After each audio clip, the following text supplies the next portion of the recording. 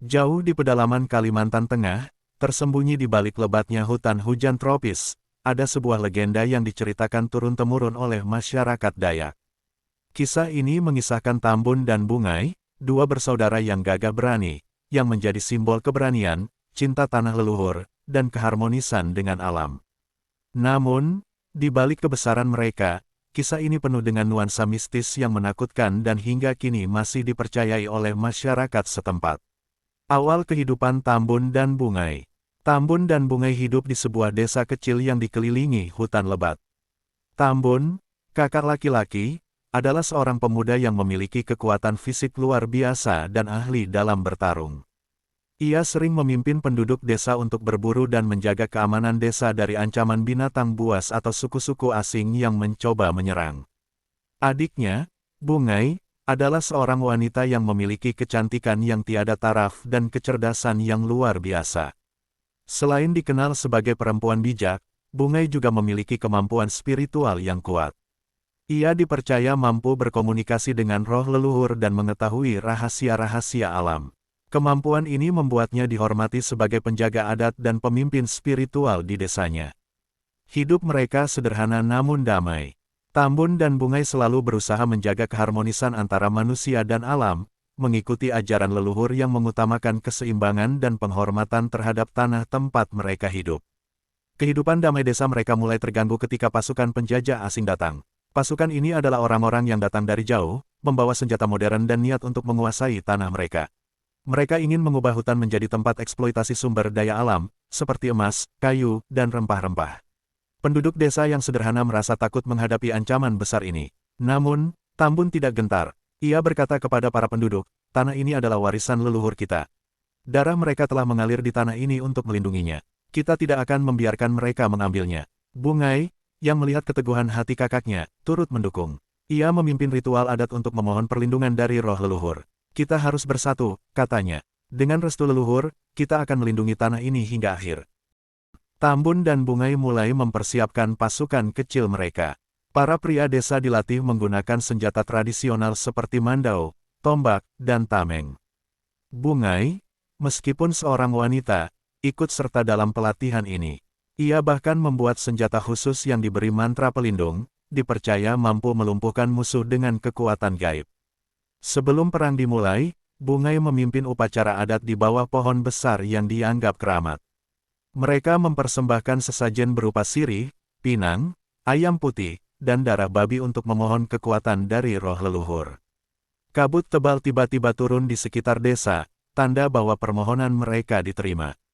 Ini adalah pertanda, ujar Bungai kepada kakaknya. Roh leluhur bersama kita. Ketika pasukan penjajah tiba di desa, mereka disambut oleh serangan mendadak dari Tambun dan pasukannya. Pertempuran berlangsung sengit. Suara denting senjata, teriakan perang, dan jeritan kesakitan memenuhi udara. Pasukan penjajah yang membawa senjata modern tampaknya lebih unggul, namun semangat juang Tambun dan Bungai tidak bisa dipadamkan.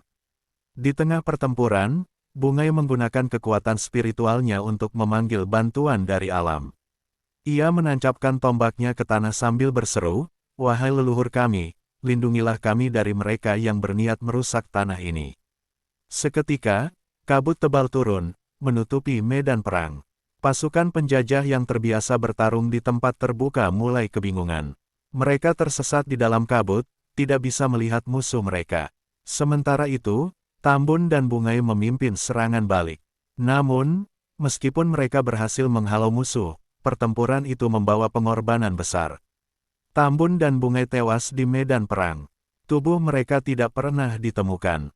Penduduk desa percaya bahwa mereka tidak benar-benar mati, melainkan telah menyatu dengan roh hutan untuk menjadi penjaga abadi tanah leluhur. Sejak saat itu, berbagai kejadian aneh mulai terjadi di hutan sekitar desa. Pada malam hari, suara tambur perang sering terdengar, seolah-olah pertempuran masih berlangsung. Beberapa orang yang berani masuk ke hutan melaporkan melihat bayangan dua sosok. Tambun sering digambarkan sebagai pria tinggi dengan tubuh berlumuran darah, membawa mandau di tangannya. Bungai muncul sebagai wanita dengan tatapan tajam, membawa obor yang bersinar redup. Orang-orang yang tidak menghormati adat atau melanggar aturan sering mengalami kejadian buruk. Ada yang tersesat meski mengenal baik jalan di hutan, ada yang tiba-tiba sakit parah, dan ada pula yang hilang tanpa jejak. Penduduk desa percaya bahwa ini adalah peringatan dari arwah Tambun dan Bungai untuk menjaga tanah leluhur tetap suci. Hutan tempat pertempuran terjadi kini dianggap sebagai wilayah keramat. Tidak sembarang orang boleh masuk ke sana. Jika terpaksa, mereka harus membawa sesajen berupa sirih, pinang, dan ayam putih. Sesajen ini harus diletakkan di bawah pohon besar yang dianggap sebagai tempat persemayaman roh Tambun dan Bungai. Setiap tahun, masyarakat mengadakan upacara adat untuk menghormati arwah mereka. Dalam upacara ini, tetua adat memimpin doa dan tarian sakral, memohon berkah dan perlindungan dari roh. Hingga hari ini, legenda Tambun dan Bungai masih diceritakan dari generasi ke generasi. Kisah mereka menjadi simbol keberanian, pengorbanan, dan keharmonisan dengan alam. Meski dunia modern terus berkembang, masyarakat Dayak tetap memegang teguh kepercayaan mereka pada arwah leluhur dan kekuatan alam. Hutan tempat Tambun dan Bungai gugur kini menjadi misteri yang tak terpecahkan. Bagi mereka yang mendengarkan dengan hati terbuka, suara tambur perang dan pekikan semangat masih dapat terdengar, mengingatkan bahwa tanah leluhur adalah sesuatu yang harus dijaga, dihormati, dan tidak pernah dikhianati.